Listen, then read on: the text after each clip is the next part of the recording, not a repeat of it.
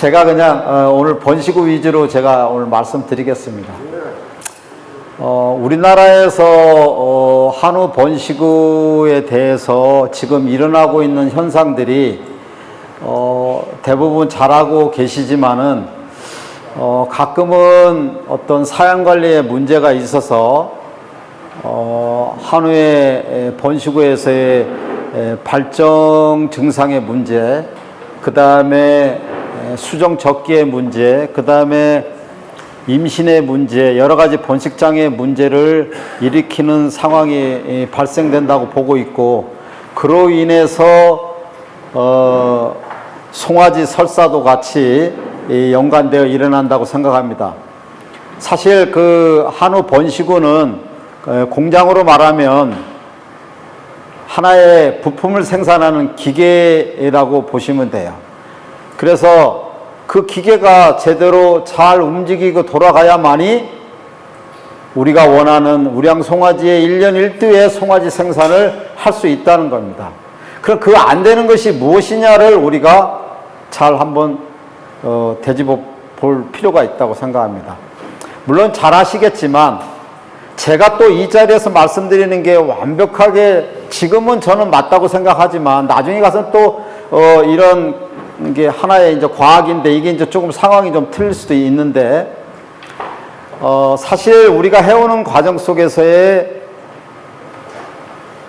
어떤 문제점 해결하는 데 있어서는 정말로 심각할 정도로 그냥 와서 제가 아는 걸 떠들고 가는 것이 아니라 진짜 현장에서 어떻게 이루어지는 것이 현실적으로 잘 이루어지고 그 문제점이 어떻게 해야만이 해결될 것인가에 대해서 가슴 깊이 생각해야 될 문제가 너무나 많아요.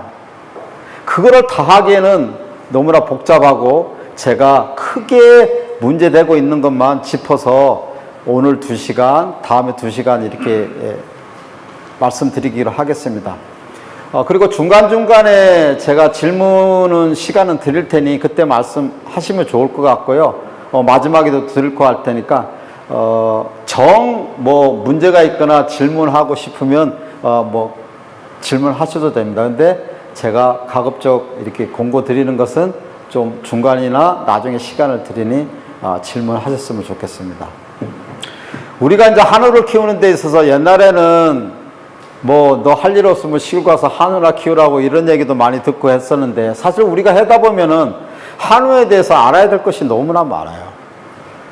또 우리 이 농가에서는 사실 현장에서 우리가 30년, 40년, 작으면 5년, 10년 해왔지만, 나름대로 내가 그 소에 대해서 잘한다고 하지만, 우리가 그 기본적으로 거기에 대한, 소에 대한 우리가 생리라든지 병리라든지 양리라든지 기본 동물학적이란 것들, 이런 여러 가지 학교에서 배우는 학생 수준들의 그 깊은 수준을 다 배우지는 않았잖아요. 우리는 그냥 현장의 경험에 의해서 우리가 소에 대해서 알고 있는 것이지, 예를 들어가지고 생리학적이라든지 어떤 그런 부분에서 호르몬 관계라든지 여러 가지 그런 구조 관계를 모르고 우리가 우리 농장주부들은 하기 때문에 어떤 부분은 깊게 들어가면은 그건 나하고 너무 상관이 없는 얘기 같기도 하고 어떤 부분은 현장에서 내가 잘 아는 내용 같으면은 그것도 싱거운 얘기 같기도 합니다. 한우 번식에서 우리나라에서 제일 제가 농장주분들한테 제일 인식 드리고 싶은 내용은 우리가 한우 번식구한테 어떤 소한테 어떻게 얼마만큼의 양의 영양소를 줘야 될 것인지 얼마만큼의 양을 줘야 될 것인가에 대해서 한번 되짚고 가야 된다고 저는 생각을 합니다. 무슨 얘기냐면 우리가 아침에 밥하고 반찬 먹고 그 다음에 간식도 먹고 이렇게 여러 가지 생활을 하면서 우리가 살아갈 수 있는데 한우 번식구도 마찬가지로 우리가 주는 일반적으로 중요한 배합사료 위주 외에 볏짚, 좀 더 저기 하면은 라이그라스나 또 기타 이의 어떤 첨가제나 어떤 양질의 건초를 미기고 있는 것이 현실입니다. 그런데 한우 번식구에 있어서는 여러 가지 좋은 것을 미기는 것도 좋지만 저는 아직까지 우리나라 상황에서는 한우 번식구에서는 우리가 번식을 유지하거나 송아지의 설사를 방지하기 위한 기본적인 영양적인 내용으로는 배합사료와 볏짚만으로도 조금만 더 필요한 첨가제만으로도 가능하다고 저는 말씀드리고 싶습니다. 그 이외에 양질의 건초를 많이 먹이면 또 좋긴 하겠지만, 그걸 왜 말씀드리냐면은 우리는 어떤 번식 후에 주는 영양소에 대한 양이나 이게 공급이 적절한지 부족한지 과한지를 우리를 판단을 하지 않고 우리는 사양 관리하는데 많이 그런 부분에 있어서 약하게 우리가 사양 관리를 하고 있는 것을 현실적으로 보고 있어요. 제가 한번 질문해 보겠습니다. 제가 2년 전서부터 계속 유튜브에서도 말씀드리고 지역으로 돌아다니면서 한우 번식은 어떤 소를 어떻게 먹여야 될 것인가에 대해서 계속 내가 물어보는 내용 중에 하나인데, 한우 번식을 우리가 사료 먹이는 급여 체계로 나눈다고 하면 그 그룹을 어떤 그룹으로 나눠야 될지 우리는 생각을 한번 해봐야 된다고 생각합니다. 혹시 유튜브 보신 분이 있으면 어떤 그룹으로 나눠야 된다고 들으셨나요? 네, 시간이 이제 너무 길어갈까봐 제가 말씀드리는데, 번식우는 저는 이렇게 생각합니다. 어쨌든 우리 집의 환경이 소가 많이 그룹으로 나눌 수 있는 환경이 안 된다 하더라도 그 개체 그 소에 대해 우리가 먹이는 양은, 얘는 오늘 사료 하루에 몇 킬로 먹고 볏짚은 몇 킬로 정도 먹고 내가 좀 더 신경 쓴 라이그라스를 장물한 게 있으면 요걸 몇 정도 좀 간식적으로 줘야 된다는 기본적인 걸 우리는 알고 있어야 된다는 거예요. 그렇게 안 한다 하더라도. 다시 말하자면 15번이라는 소가 있는데 얘는 송아지가 딸려있는 어미소예요. 한 달 된 송아지를 딸리고 있는 어미소예요.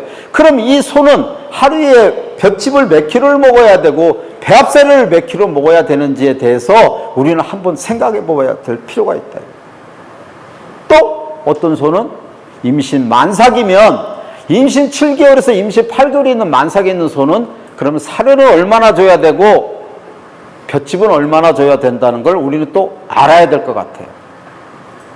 또 한편으로는 임신 3개월 된 어미소는 어느 정도의 영양소가 필요한가에 대해서 우리는 알아볼 필요가 있다고 저는 생각합니다. 근데 우리는 그걸 무시하고 대부분 비슷하게 아침에 사료 1.5kg, 저녁에 1.5kg, 아니면 아침에 2kg, 저녁에 2kg 볏짚 주고 적당히 주고 손 탁탁 털고 갈 수 있는 그런 경우도 많이 저는 볼 수 있습니다.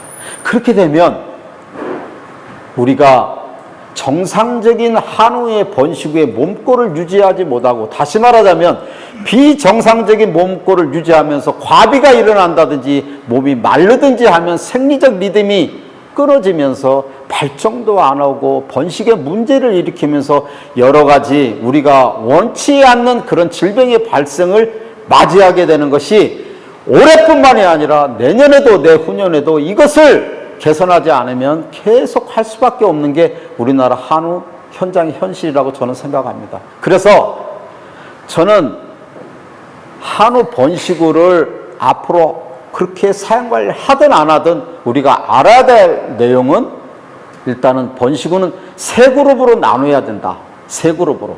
어떤 그룹이냐? 제가 쉽게 말씀드리겠습니다. 우리는 번식 후 임신 만삭 시기에 도다먹이기라는 단계를 우리는 알고 있어요. 우리가 도다먹이기 단계가 두 번째 단계. 1단계, 2단계, 3단계가 있는데 도다먹이기 단계가 2단계야.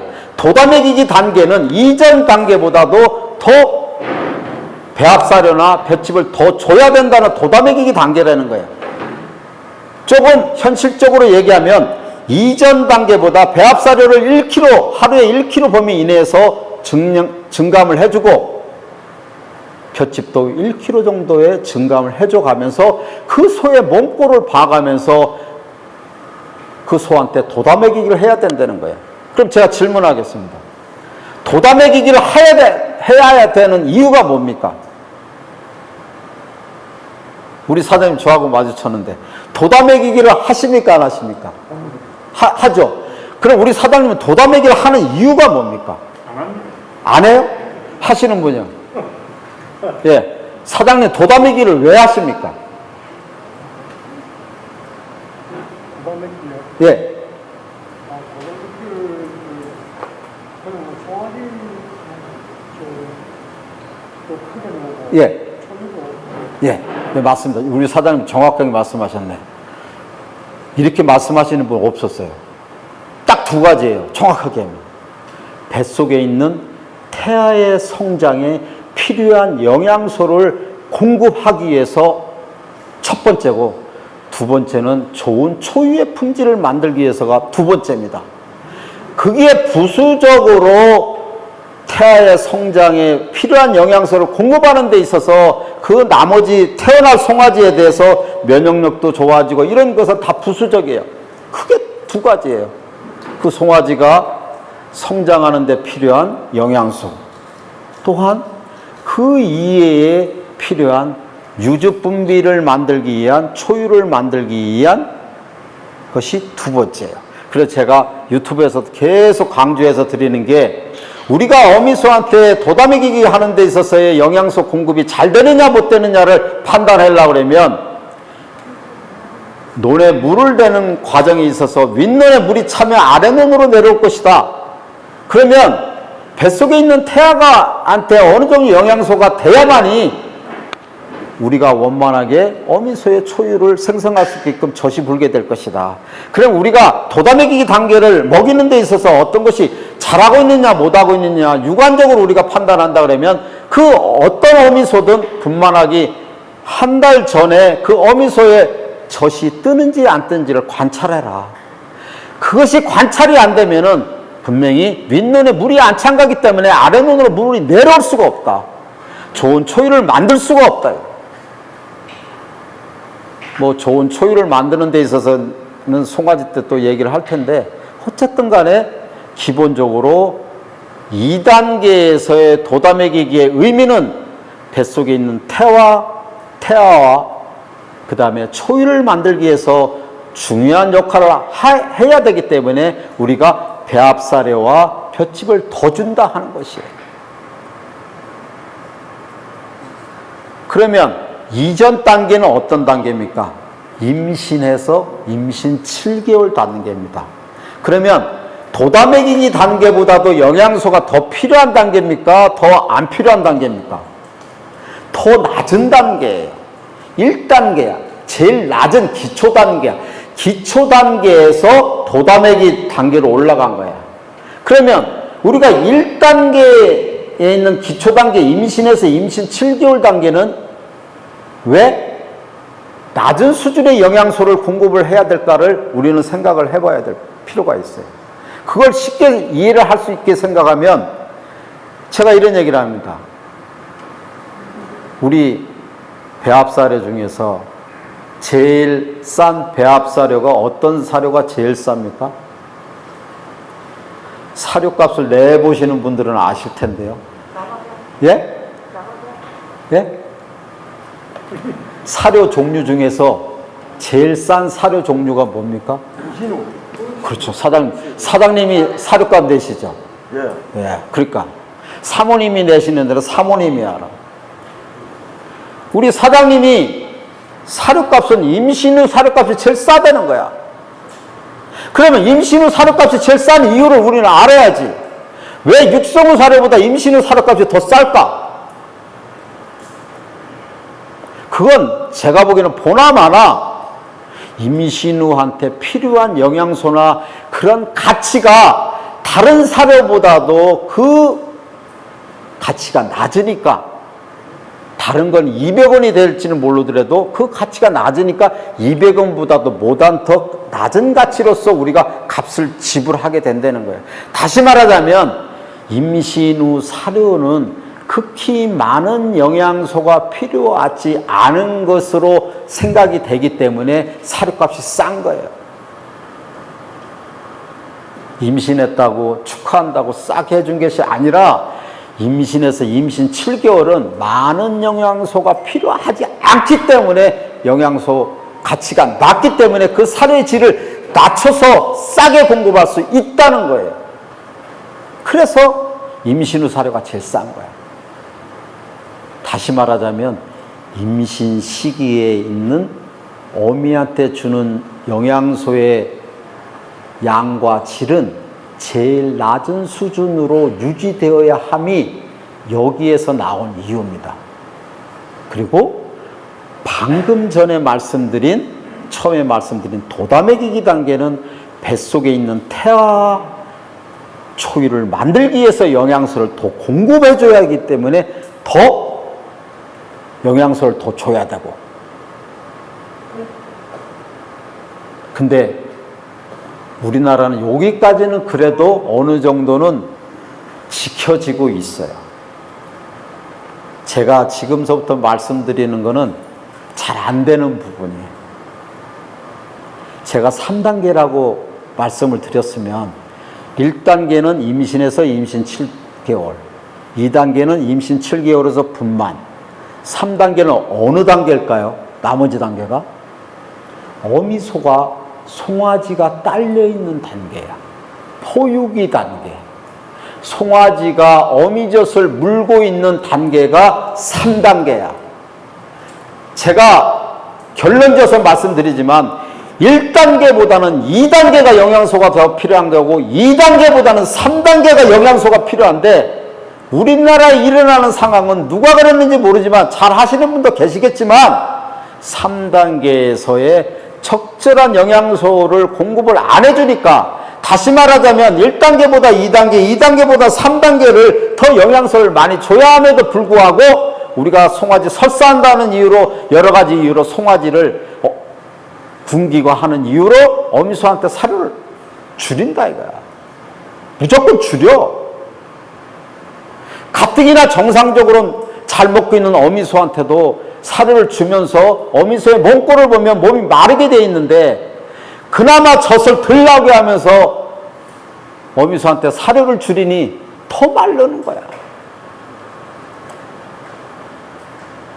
우리는 거기에 대해서 한번 생각해 보아야 될 필요가 있다고 저는 생각합니다.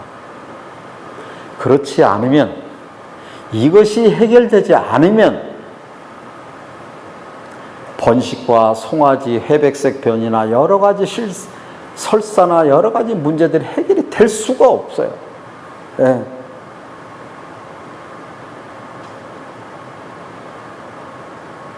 사실 어렵게 1년 농사를 지은 송아지를 설사를 해서 죽인다는 건 진짜 가슴 아픈 일입니다. 가슴 아픈 일입니다. 그러니 어미소가 어떻게 됐든 일단 당장은 송아지를 갖다가 조금 먹이는 걸 제한을 해야만이 설사를 안 하게 하는 건 우리가 맞아요. 맞아요. 그러나 어떤 입장에서 생각해 보면 이것은 앞으로 일어날 우리가 번식의 문제에 있어서 엄청난 가치를 치를 수밖에, 대가를 치를 수밖에 없는 현실이 나타나기 시작을 합니다.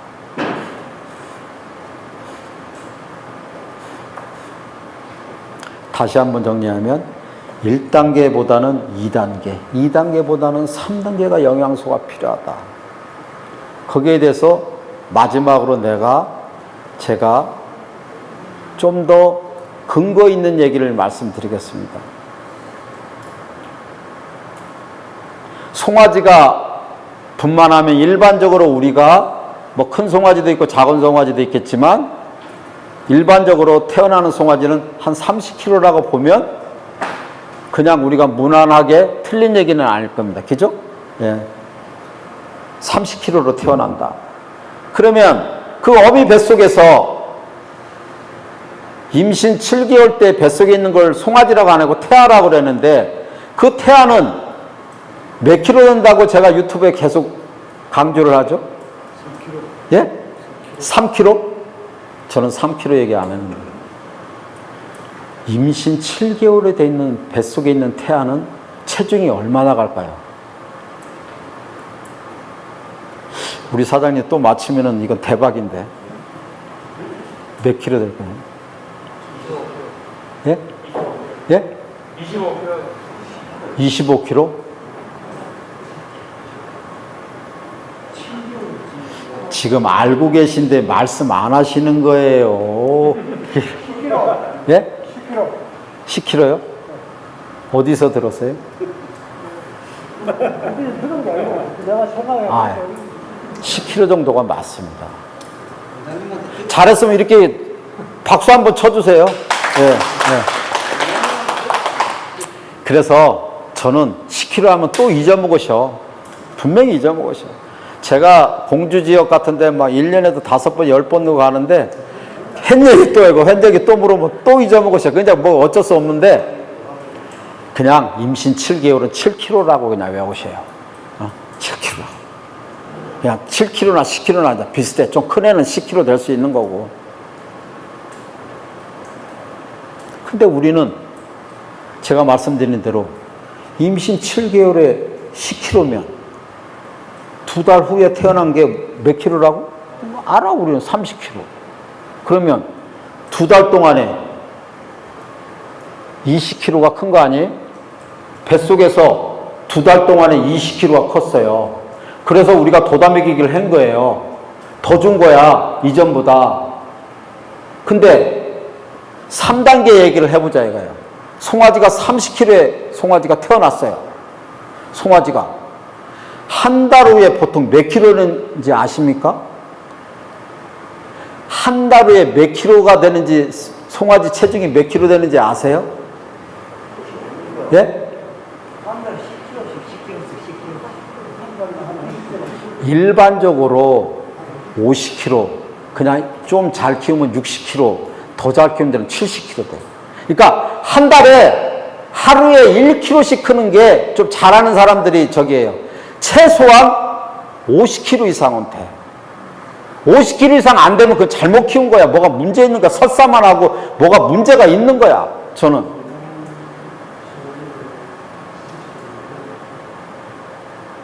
어떻게? 한 달에 20kg에서 30kg가 큰 거예요. 그럼 그 송아지는 뭐 먹고 자랐어요? 어미전 먹고 자랐어. 거의. 이프치기 살을 먹을 수도 있어. 풀도 먹을 수도 있어. 근데 주로 걔는 뭐 먹고 살았어? 어미전 먹고 살았어. 그러면 우리가 도다먹이기 해야 되는 거는 그렇게 강조하면서 분만 후에 송아지가 한 달에 30kg 크는 거에 대해서 어미수한테 주는 영양소는 왜 생각을 하지 않느냐 이거야. 도다먹이기에 더 도다먹이기를 해야 되는 것이 이게 이론적으로 맞는 거예요. 그렇지 않습니까? 결국은 이론상으로도 말씀드리는 거는 기초 단계가 사료를 배합세를 3kg를 주면 도다먹이가 4kg, 포유 단계가 5kg를 줘야 돼, 하루에. 근데 우리나라에서는 대부분이 이렇게 안 해. 왜? 배합사료 많이 먹으면 설사한다는 거야, 다. 아무래도 많이 먹으면 적게 먹는 것보다는 설사를 하지. 그러니까 줄이고 굶기고까지 하는 거야. 그러니 어미소도 더욱더 말라가고 송아지도 제대로 못 크고, 그러니까 버즘도 생기고 면역력도 떨어지니까 호흡기도 생기고 여러 가지 질병들이 제 눈에는 보이는 게 맨날 그런 것만 보이니까 그렇게 보일 수밖에 없는 거예요. 농장에 들어가서 이렇게 한번 이렇게 붙어보면 벌써 이 집은 질병이 있을 집인지 없을 집인지 눈에 보여요.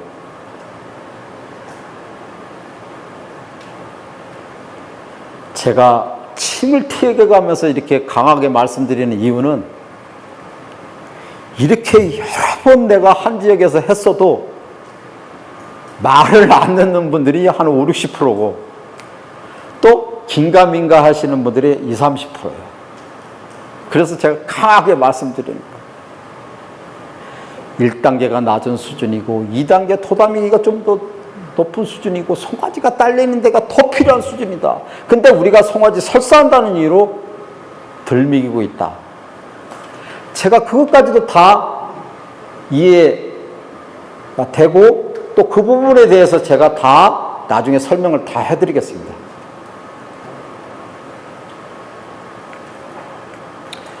이것이 기본적으로 번식우한테 먹이는 양과 품질이 맞지 않다 보니 우리는 번식우로서의 그 소의 정체성을 잃게 되는 거야. 다시 말하자면 그 소가 일정한 시기에 분만하고 나면 발정이 와야 되고, 발정이 와서 수정이 들어가야 되고 임신이 돼야 되는데, 이 과정이 우리 눈에는 바깥에서 발정이 와서 수정시키면 임신이 되겠다는 그 과정밖에 우리 눈에는 안 보여요. 그런데 영양소가 안 맞으면 뱃속에 들어가서 그 수족란이 분할을 하고, 수족란이 분할을 하면서 위기가 1차 위기, 2차 위기, 3차 위기가 닥치고, 그 3차 위기에 닥쳐서 38일에 착상을 하려고 그러니 자궁에 어떤 염증이 있어서 이것이 발정이 오고 하는 여러 가지 내분비 호르몬의 문제라든지 여러 가지 영양 상태로 인해 가지고 수태가 안 될 수밖에 없는 그런 상황을 모르고, 어떻게 보면 그냥 왜 안 될까 이 고민에 빠지는 딜레마에 계속 빠질 수밖에 없어요.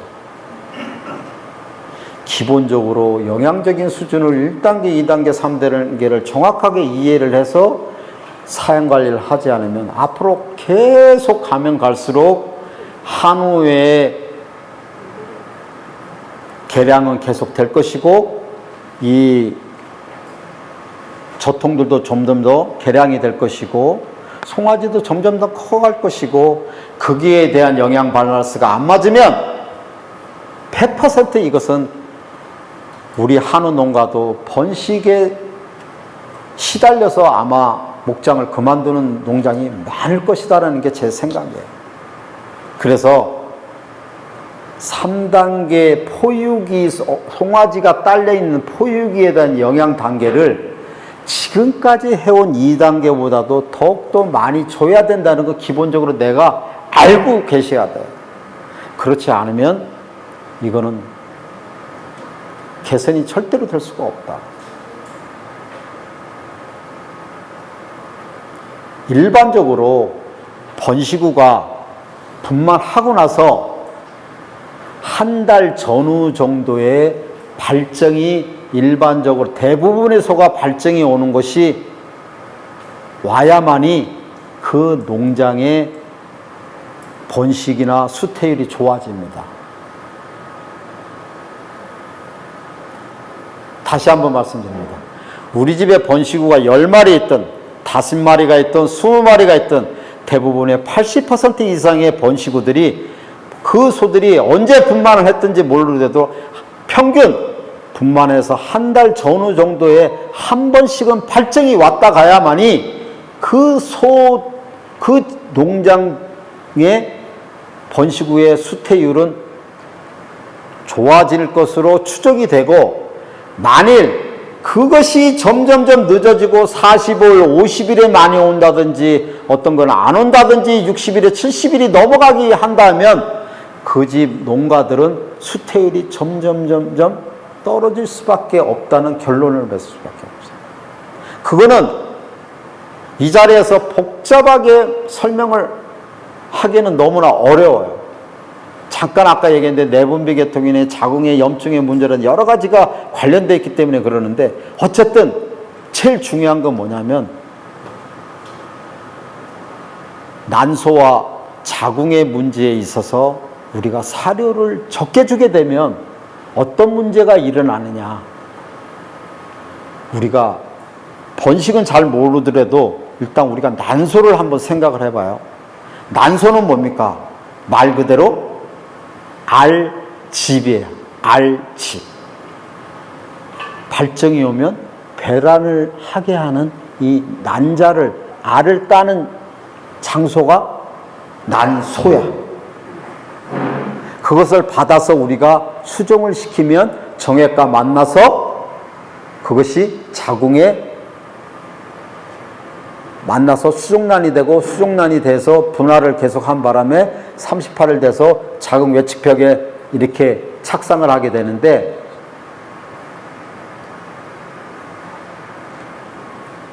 발정이 와서 배란이 되더라도 우리가 주는 영양소의 문제가 약하거나 부족하다고 그러면 이 난자의 품질이 안 좋아서 수족란 자체의 품질도 안 좋아지고 이것이 정상적인 태아로 가는 데 있어서 문제를 일으킬 수밖에 없습니다.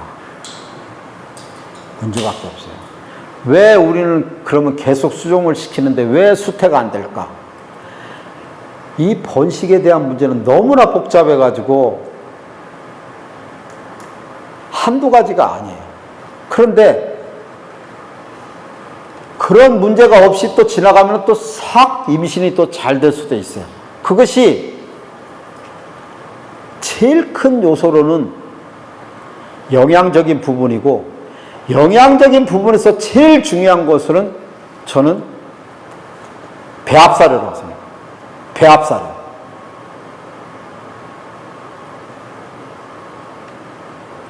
우리가 배합사료가 난소를 좋게 하고 발정을 잘하게 하는 중요한 요소인데도 불구하고 우리는 어떻게 인식을 하고 있냐면, 소는 초식동물이기 때문에 풀이나 볏짚은 마음대로 주더라도 배합사료를 많이 주면 대사성 질병이 생기거나 과산증이 생기고 여러 가지 문제를 일으키기 때문에 안 좋다, 그런 인식이 되어 있기 때문에 모든 것이 문제가 있으면 배합사료를 줄이는 경향이 있는데, 번식 후마저도 그렇게 다 하니까 가뜩이나 어미소가 마르는 과정 속에서 더 마르게 되고 정상적인 리듬을 타지 못하고 발정도 약하고 난자의 품질도 약하고 그것이 수족란으로 가면서 착상도 안 되고 이런 여러 가지 과정을 겪으니까 우리는 수태일이 좋을 수밖에 없는 그런 과정을 겪는다는 거예요.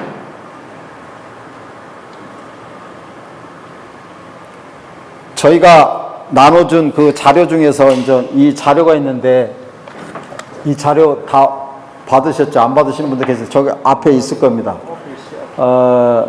거기서 보면 뭐 해야 될 내용들이 너무 많아적인데,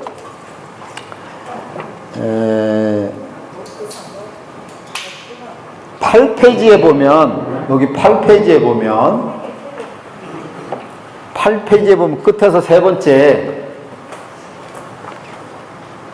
발정과 관련된 3대 요소라고 써 있어요. 발정과 관련된 3대 요소. 그게 제일 첫 번째가 뭡니까? 뭐라고 돼 있어요? 자, 크게 한번 외쳐봅시다. 농사료! 아, 저보다 작아요. 농사료! 아, 작아요. 농사료! 저 마이크 안 했는데. 네, 농사료예요. 근데 우리는 농사료를 경시하는 경향이 있고 잘 안 먹이는 경향이 있어요. 이렇게 얘기하면 막 당장 혼동이 올 거야. 뭐라고 저 인간이 저지르는 거야? 응? 농사료가 뭘 그거 가지고 지금 막 발정에 오는데 제일 중요한 요소라고 하는 거야.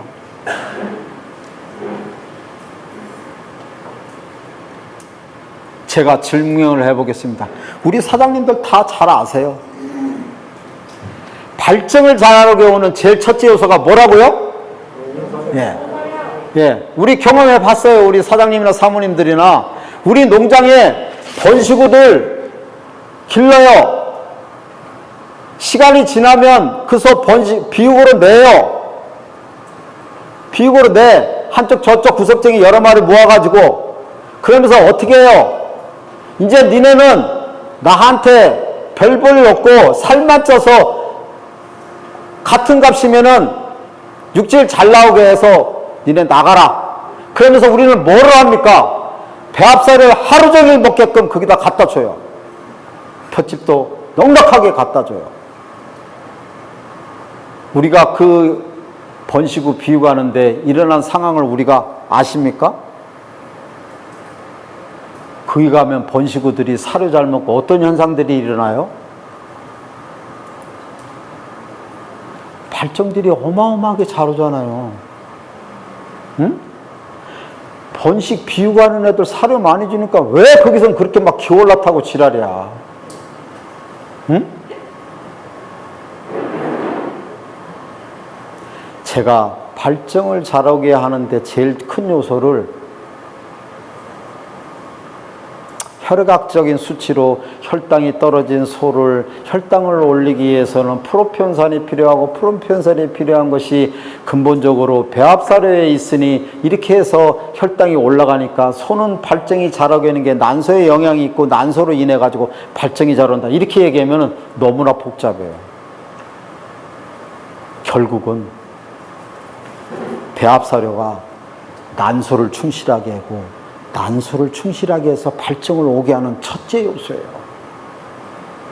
그런데 우리가 그것을 등한시하는 거예요.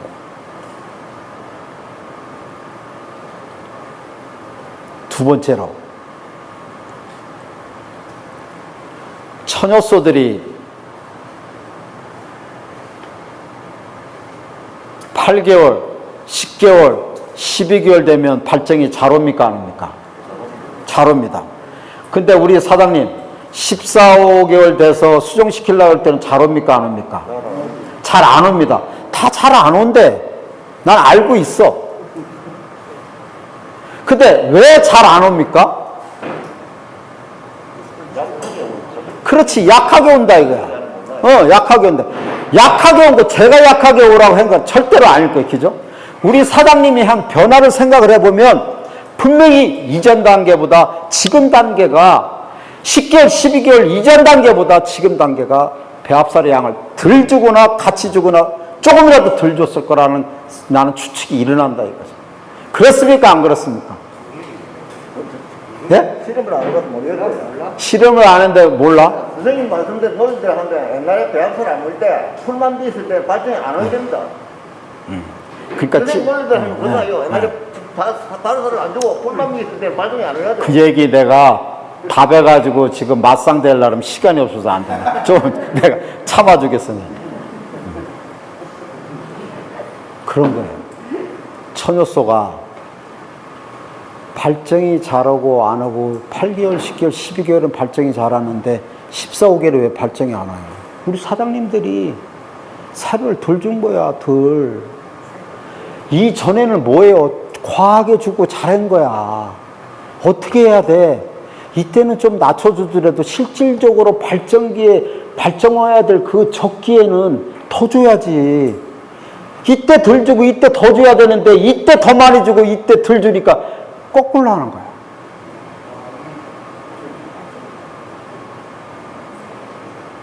그래서 여러 말 할 것도 없어요. 이렇게 하시면 돼요. 처녀소 발정이 잘 안 오는 거 수정시키기 힘들잖아. 그러니까 어떤 문제가 일어나냐면 14, 5개를 시키려고 그러니까 이게 자꾸 늘어지면은 발정도 약하게 하고 안 돼. 그러니까 얘다 모르겠다 12개월이고 지랄이고 그냥 넣어버리는 거야. 그러면 이제 나중에 9개월 있다가 문제는 일어나지. 송아지는 개량돼가지고 큰데 어미소는 작으니 이게 제대로 나옵니까? 이 난산이 걸리고 이러다 보니까 이게 문제가 일어나는 거야. 그래서 제일 중요한 건 뭐냐면 처녀소 같은 경우는 수종시키려고 하는 계획된 달에 한 달 기간 정도만 두고 그때만 배합사료 양을 올려주면 돼요. 어떻게? 그때만 배합사료 양을 올려줘. 그리고 발정 오면 수정을 시키고 그때 원위치 가면 되지. 그 방법은 어때요? 제 방법이? 네. 그때 줄여주고 너무 올 때는 좀 줄여줘. 다들 어떻게 생각하고 있냐면 10개월, 12개월 돼서 딱 보시면은 소가 번질번질하고 살이 쪘어. 제가 보기에는 대부분이 이때 많이 준 거야. 번질번질한 거야. 그러면 딱 하시는 말씀이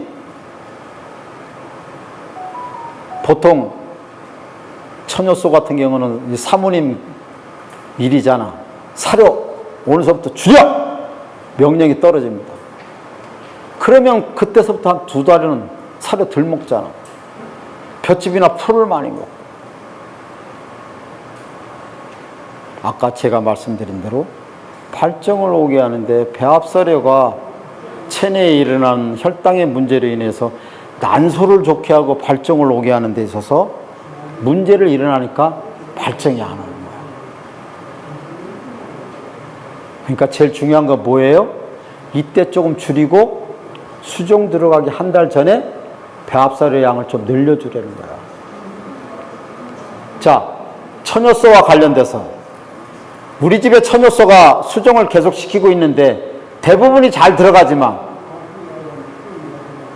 안 들어가는 놈들이 한둘 있어. 그죠? 그럼 안 들어가는 놈이 한둘 있는데 그놈을 우리 집 우사에 있는 그 소를 꼬락선을 한번 쫙 세밀하게 이제 화면에 떼어 올려 보세요. 그 소들의 몸꼬리 겉에 옷 입고 있는 몸이 번질번질합니까? 거칠거칠합니까? 잘 생각해 봐요. 네? 우리 집에 속색이고 천효소 발정은 자주 오는데 새끼 안 들어가는 그 소의 이 옷 매무새가 번질번질합니까? 거칠거칠합니까? 우리 사모님들이 잘 본 거야. 이게 사모님들이 담당이니까 잘 본 거지. 왜 번질번질하는데 그 놈들이 왜 발정도 약하고 왜 임신이 잘 안 됩니까? 그리고 왜 발정이 이렇게 길어지냐 이거야. 네? 왜 번질번질하느냐? 우리는 다 그것을 갖다가 배합사료를 많이 줘서 그렇다라고 생각을 하는데 배합사료를 많이 주기 개뿔이나 많이 주냐고. 배합사료를 적게 주면서 우리는 마음에 미안하니까 야 그래도 볏짚이나 풀이나 좀 더 줘라. 소는 초식동물이기 때문에 하면서 마음의 위안을 갖는 거야. 그런데 영양학적으로 보면 조사료 풀이라고 하는 것은 몸에 오히려 우리가 생각한 배합사료가 기름기를 많이 끼게 하는 것이 아니라 볏짚이나 풀이 휘발성 지방산 중에서 초산이라는 그 비율이 많이 나오면서 지방을 많이 생산하기 때문에 몸에 기름기가 많이 나오는 거야. 머리에 기름을 바르지 않으면 이게 번질번질해집니까? 우리 사모님들이 배합사료를 먹이지 않고 오히려 볏짚과 풀을 많이 먹으니까 번질번질해지는 거야. 기름이 많으니 몸에 염증으로 받아들이니 그것이 임신이 될 리가 없어. 거꾸로 한 거야. 그러니까 지금까지 해오는 것이 너무나 막 혼동스럽고 이렇게 얘기하면 어떤 사람은 씨발 저게 뭘 안다고 또 이러는 사람도 있을 테고 어떤 사람은 내가 했던 게 막 이거 혼동스럽고 막 이럴 거야. 제가 여기서 드리는 말씀은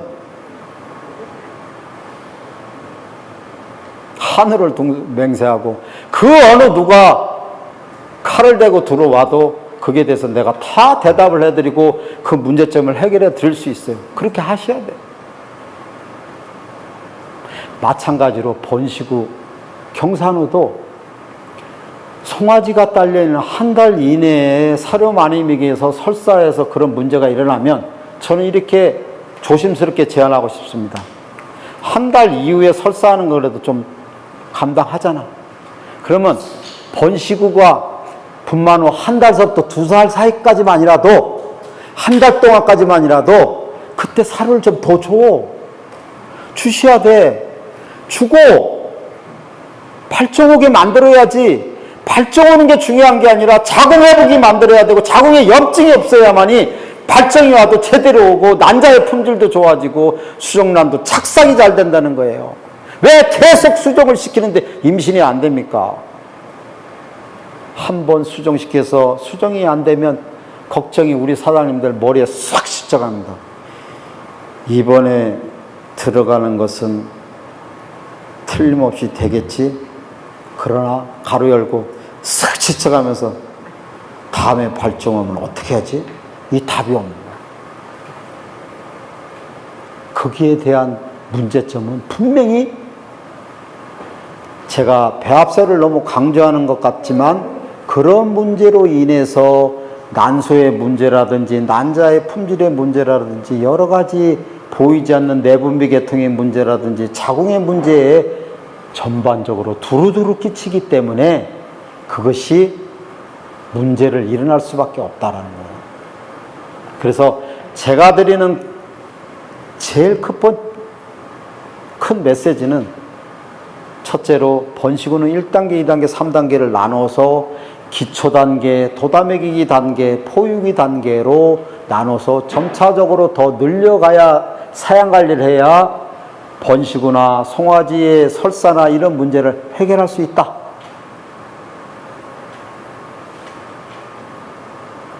그리고 나서 발정의 요소의 3대 요소 중에서 첫 번째가 농우살인데 두 번째는 뭐라고 돼 있어요? 비타민. 그때서야 이제 우리가 비타민도 필요하고 미네랄도 필요한 거라고 저는 말씀드리고 싶은 거야. 기본적으로 내 영양소가 안 맞아 있는데 그렇게 얘기하면은 머리 안 하다. 그냥 맨날 비유하는 얘기가 그거예요. 사장님은 아침, 점심, 저녁 밥하고 반찬은 안 드시면서 건강해지려면 비타민 옆에 한 스쿱 퍼먹고 미네랄 한 스쿱 퍼먹고 밥도 안 드시면서 그렇게 건강을 유지할 수 있습니까? 제가 말씀드려요. 저한테 막 대들어요. 원장님이 비타민하고 미네랄에 발정 잘하고 있는데 왜 발정이 안 오느냐? 그럼 제가 그럽니다. 사장님, 분명히 그것은 생각하나 마나 배합사량을 줄이고 그 몸이 말랐으니까 정상적으로 중요한 밥하고 반찬은 덜 먹고 비타민과 미네랄만 계속 쳐먹이면 그 소가 발전 잘 오겠냐는 거예요. 아니다. 기본적으로 밥하고 반찬을 먹어야 건강하고 그게 보충적으로 비타민과 미네랄이 있어야 발전이 잘 온다.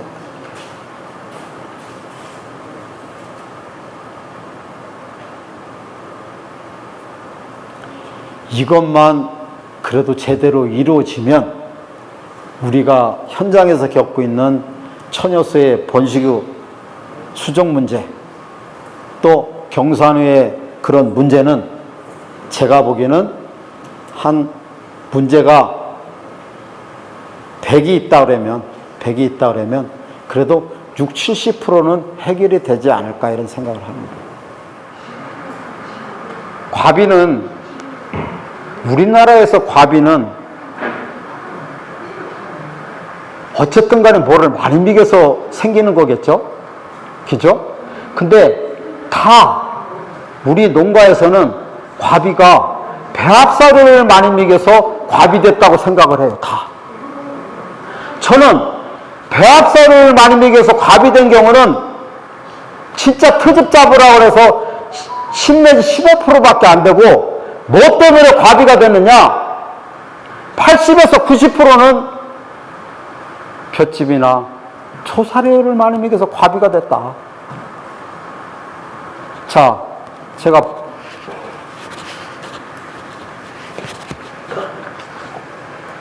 아까 8페이지 발전과 관련된 3대 요소 밑에 그게 영어로 돼서 죄송합니다만 그 옆에 뭐라고 되어 있냐면 총가소와 영양소라고 되어 있어요.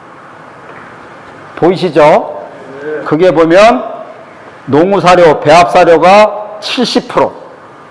이건 배합사료 이렇게 써있죠? 68%도 있고 74%도 이렇게 있습니다. 보통 70%.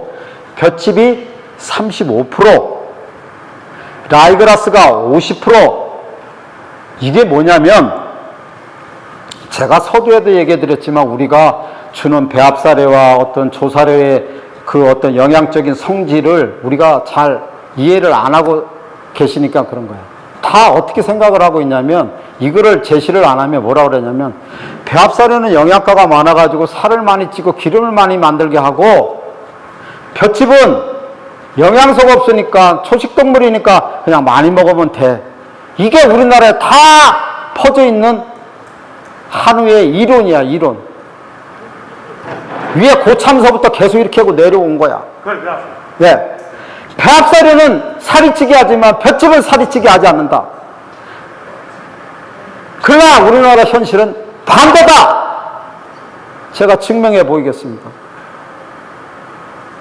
우리나라 볏짚 미기는 하루에 미기는 양이 얼마인지 우리 판단하고 미기시는 분들 한번 자, 우리 집은 하루에 5kg 먹는다. 아니면 니네 먹고 싶은 데까지 먹는다. 무제한 줄 거예요. 다 대부분이 많이.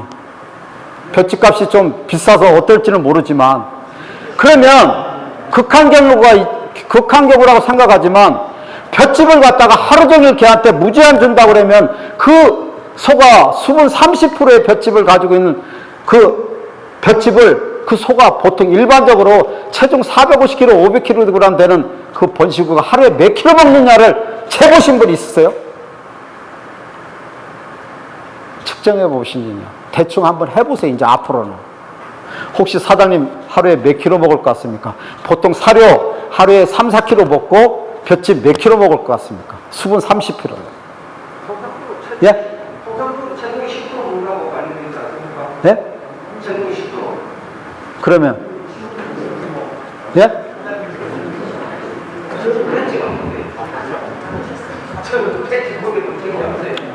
제가 해보니까 하루에 수분 30kg 저기라는 걸 사료 3kg에서 3.5kg 주는 집에서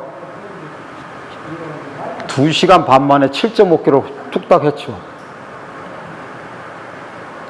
저녁에도 똑같이 15kg. 15kg 먹는 건 아무것도 아니야.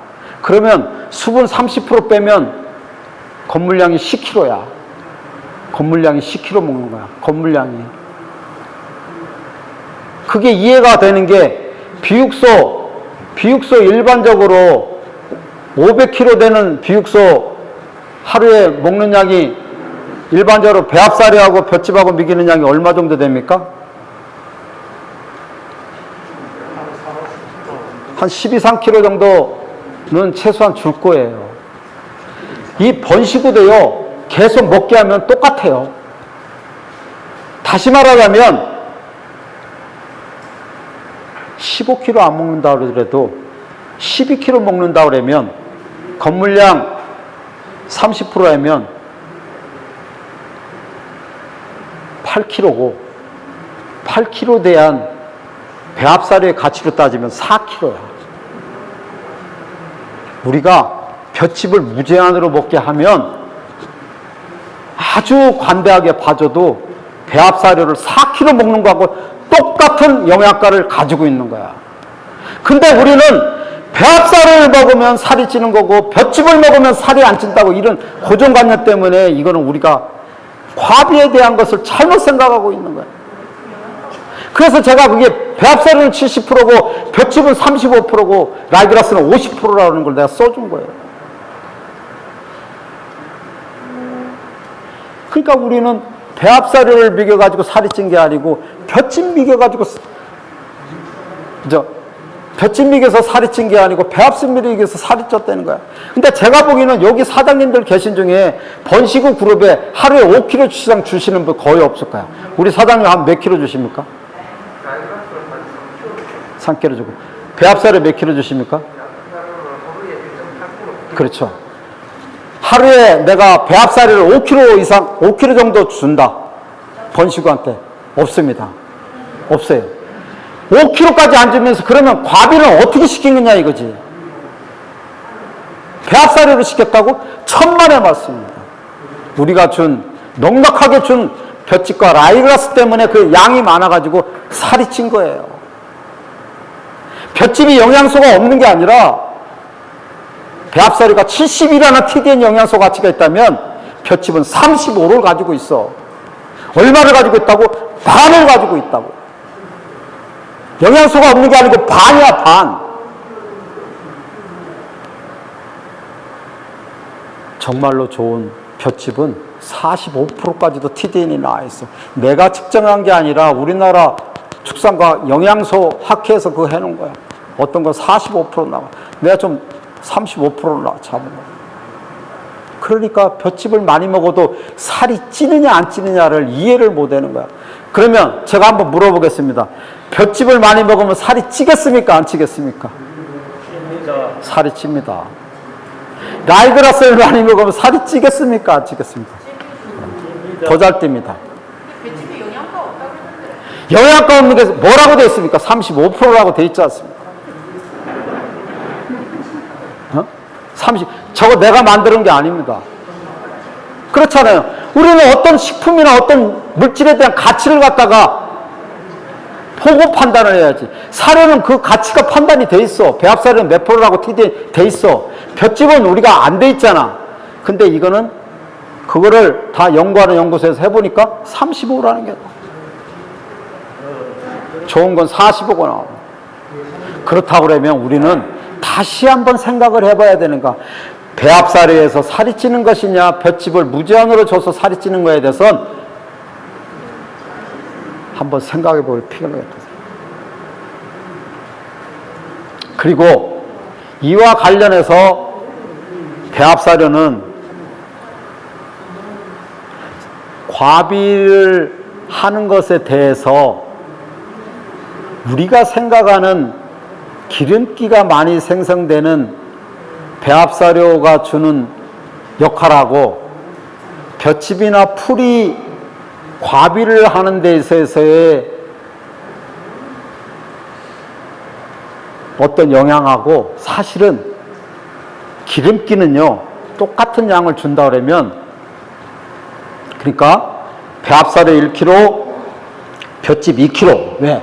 영양소가 반이니까 똑같이 줘서 기름기를 찐다고 하면 어떤 게 기름기가 더 많이 찔까?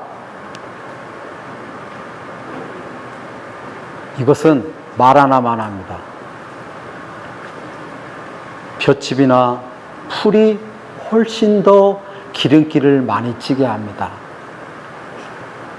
우리는 그렇게 생각을 안 하고 있어요. 제가 여기서 또 그런 얘기를 또 인식시켜 주려고 하면 휘발성 지방산 얘기를 하고 초산, 낙산, 프로피온산 얘기를 하고 막 다 해야 됩니다. 내가 나중에 문제 있으면 내가 욕먹으면 되지 그것까지 다 설명해 가지고 처음서부터 알고 있는 내용까지 다 흐트러 놓으면 머리 아파서 못 사실 거야. 어쨌든 간에 제가 말씀드리고 싶은 내용은 배합사료보다는 조사료가 더욱더 기름기를 많이 만든다는 사실이에요. 그러니까 저한테 올라오는 우리 소연소 밴드도 있고 유튜브도 있어요. 매번 일주일마다 올라오는 내용이 뭐냐면 원장님 우리 집 송아지가 낳은 지 15일 됐는데 변이 허여스러운 노릇스러운 순두부같이 쌓아놓고 있습니다. 이것을 갖다가 어떻게 해야 되고 원인이 뭡니까? 초보자들이 일주일에 한 번씩 올라오는 거예요. 이게 우리나라의 현실이야. 보름된 송아지가 무사바닥에 허옇게 노르스름하게 누는 그 변의 색깔은 뭐 때문에 원인이 그렇죠? 예? 왜 송아지 변이 허여스름 노르스름하죠? 기름이에요, 기름. 기름이에요. 기름. 그럼 그 송아지의 그 변의 기름은 어디서 왔죠? 예? 아니, 어미젖을 먹었을 거 아니야. 그죠? 송아지는 어미젖을 먹었으니까 그렇게 기름기 끼는 변을 쌌을 거 아니야. 그죠? 그렇죠. 어미한테 젖꼭지에서 젖에서 기름이 많은 젖을 생산을 했어. 결국 우리는 따져보면 볏짚이나 조사료에 의한 과비에 의해서 지방을 만들어내고 지방으로 인해 가지고 송아지가 설사하게 하는 기본적인 구조를 가지고 있는 거예요. 기본적인 거. 그래서 제가 말씀드리는 게 1단계에서 너무 과비를 시키지 말고 볏짚을 무제한 주지 말고 좀 줄여주고 우리가 등한시했던 3단계는 좀 더 줘야 된다는 거지. 1단계서부터 과비를 시켜놓고 2단계 도다 먹이기 하려고 그러니 더 올려주려는 게 너무나 또 과비되는 거야. 이걸 더 줘야 되느냐 말아야 되느냐 또 질문을 안 하신다. 답은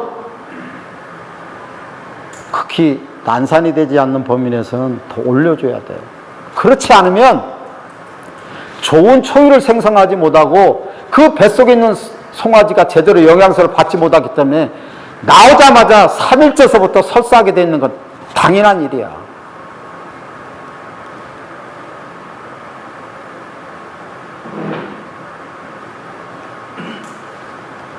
그래서 전체적으로 보면 우리는 우리가 주는 번식우에 대한 배합사료, 볏짚, 라이그라스, 뭐 기타 등등 뭐 많지는 않을 텐데 그것을 보면서 영양소의 가치가 어떤 정도인지를 확인하고 1단계와 2단계, 2단계, 3단계를 이해를 하고 그 상황에서 농장마다 상황이 조금씩은 차이가 있을 수 있으니 우리가 지금 정해진 그 양을 살이 찌면 조금 줄여주고 마르면 좀 더 올려주는 형식으로 우리가 관리를 해야 된다는 거예요. 그렇지 않고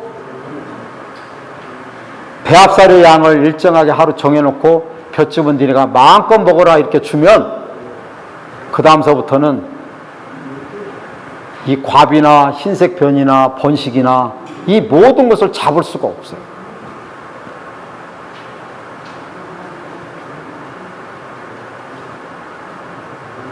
지금 제가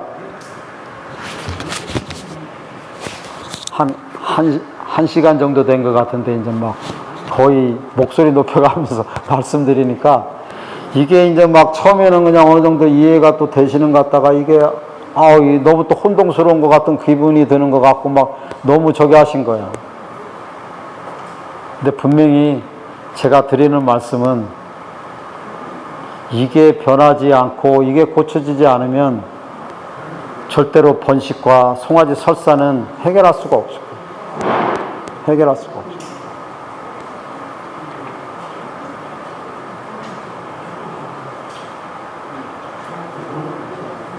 그래서 한번 내가 생각하고 있는 우리 사장님들이 생각하고 있는 그 관념을 이게 깨기가 너무 힘듭니다. 이제까지 이 내려온 이거를 갖다가 갑자기 배합살이가 살이 찌는데 무슨 엉뚱한 소리를 볏짚 먹어서 살이 찌니 볏짚은 영양소도 없다고 그러는데 살이 찌냐고 하니까 이게 답답한 거야.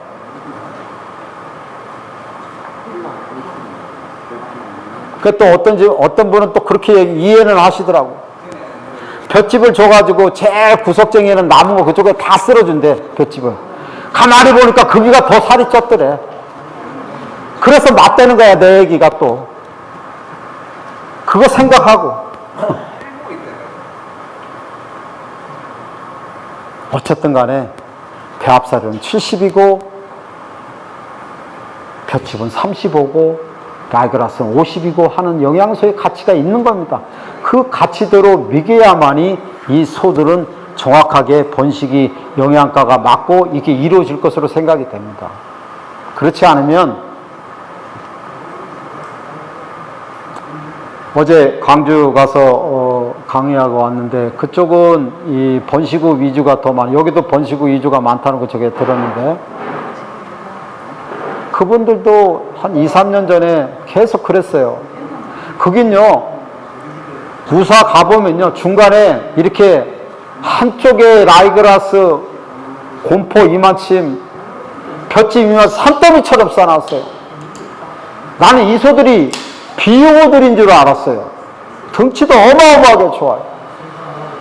그러면서 저한테 큰 소리로 묻습니다. 뭐라고 그러냐면, 원장님, 우리를 보십시오. 이렇게 풍부하게 볏짚과 라이그라스를 주고 배합사료는 2.3kg밖에 안 주는데 왜 우리는 발정이 잘 안 오고 번식이 잘 안 됩니까? 나는 당연한 일이지 그게 번식이 잘 될 리가 있습니까? 볏짚하고 라이그라스를 더 많이 주는 것이 뭐가 더 좋고 배합살을 적게 주는 것이 번식한테 뭐가 그렇게 좋은 일이냐? 적절하게 줘야 좋은 일이지. 그래서 제가 하도 답답해서 방목장 들어가가지고 제가 소 묶으라 그래서 난소를 다 봤어요. 덩치만 이만하지 난소는 콩알갱이, 파달갱이만 해.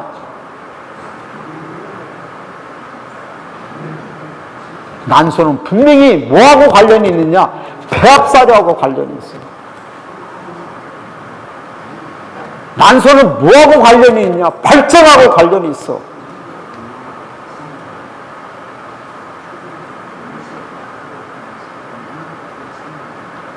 희발성 지방산질에서 프로피온산하고 관련이 있어.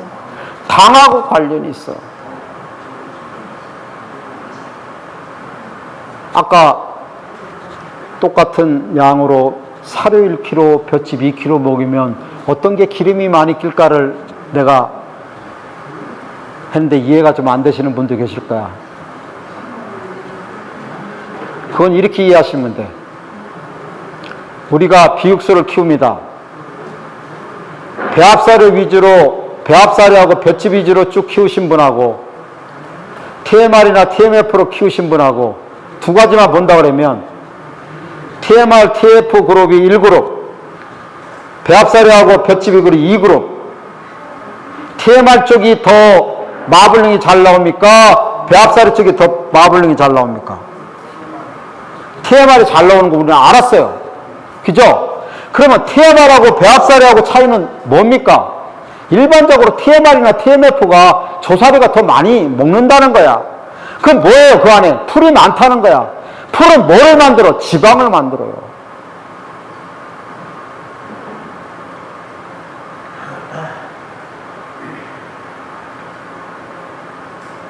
제가 극단적으로 얘기하는 것이 아니라 이거는 분명히 1단계, 2단계, 3단계의 사료 급여량에 대해서 조절을 해야 되고, 그 다음에 번식우한테 너무 과하게 배합사료를 적게 주면 발정은 안 올 수밖에 없다는 것은 제가 아까 천효수를 들어서 번식우 비육을 들어서 제가 다 말씀드렸어요. 그 이외에도 의심이 되면 다른 분한테도 다 물어보고 이렇게 하십시오. 근데 그런 방향으로 나가지 않으면 절대로 번식과 송아지의 설사 부분은 잘 해결이 되지 않을 것입니다. 왜냐하면 그런 영양소 관리가 잘 되지 않기 때문에 빈약한 송아지로밖에 태어날 수 없고, 또 그 소들한테 먹이는 것이 빈약하면 좋은 품질의 우유를 줄 수 없기 때문에 송아지도 제대로 성장이 안 돼요. 제가 초창기 강의 다닐 때는 원장님 보즘은 왜 생깁니까? 호흡기는 왜 생깁니까? 이런 데만 신경을 썼어요. 이렇게 하려니 밑 빠진 독에 물 붓기야. 근본적인 우리가 사양 관리가 해결되지 않고서는 이것이 계속 문제가 일어난다.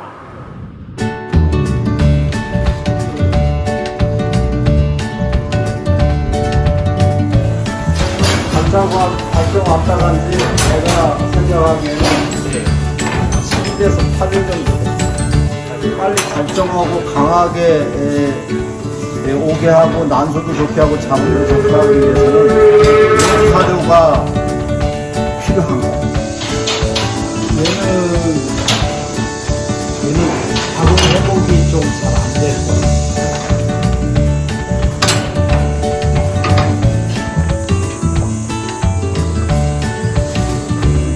네. 56일. 0.37이 나왔어. 고기가 서야 돼.